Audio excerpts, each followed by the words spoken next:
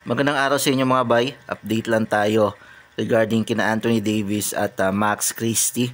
Okay, kasi nga dumating na sila sa Dallas Mavericks kanina lang. And isa pang update regarding sa LA Lakers sa posibleng sunod na gawin nila sa kanilang roster matapos yung nangyaring blockbuster trade sa pagitan ng Dallas Mavericks at Los Angeles Lakers. So kanina nga nag-post nga yung Dallas Mavericks sa kanilang X or Twitter account ng pag-welcome kina former LA Lakers forward Anthony Davis at small guard Max Christie. So kinonfirm nga yan na nakarating na nga sila.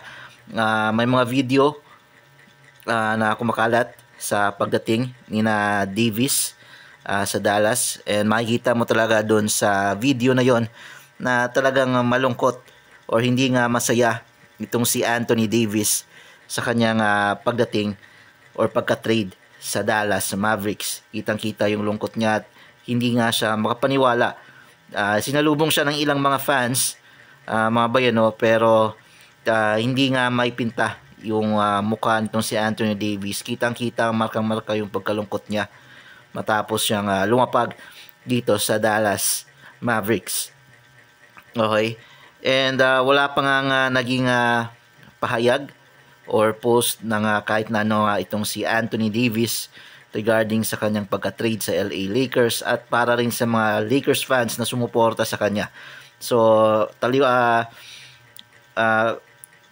naman to doon kay Luka Doncic kung saan nag-post na nga siya ng kanyang statement regarding sa kanyang pagka-trade sa Lakers. At kanina-kanina nga rin, halos magkasunod lang din, dumating din si Luka at kitang-kita na magkaiba yung expression ni na Luka at Anthony Davis, mga bayano, sa pagdating sa kanilang mga bagong team.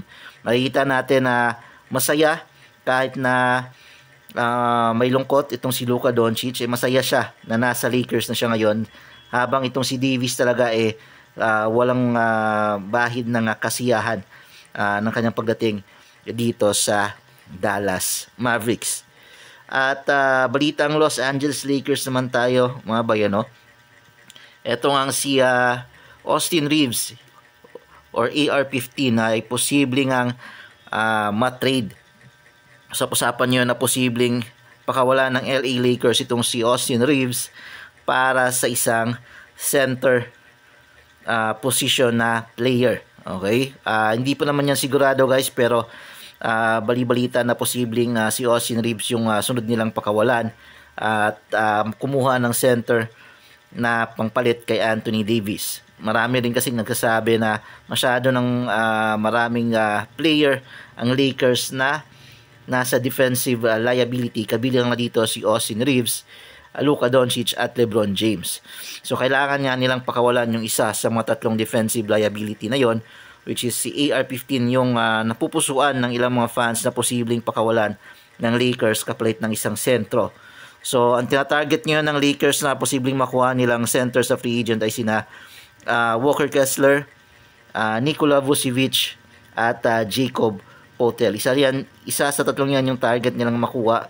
Kung ako ang tatanungin, mas magandang makuha nila si Nikola Vucevic kasi siya yung may mas experience sa tatlong available na centers ngayon sa trade deadline. So yan yung abangan natin, mga bay, sa mga susunod na araw sa pagpatatapos ng trade deadline.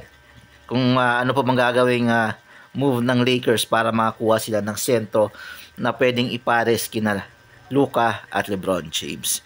Yun lang, mga bay, yung update natin. Maraming salamat sa panonood.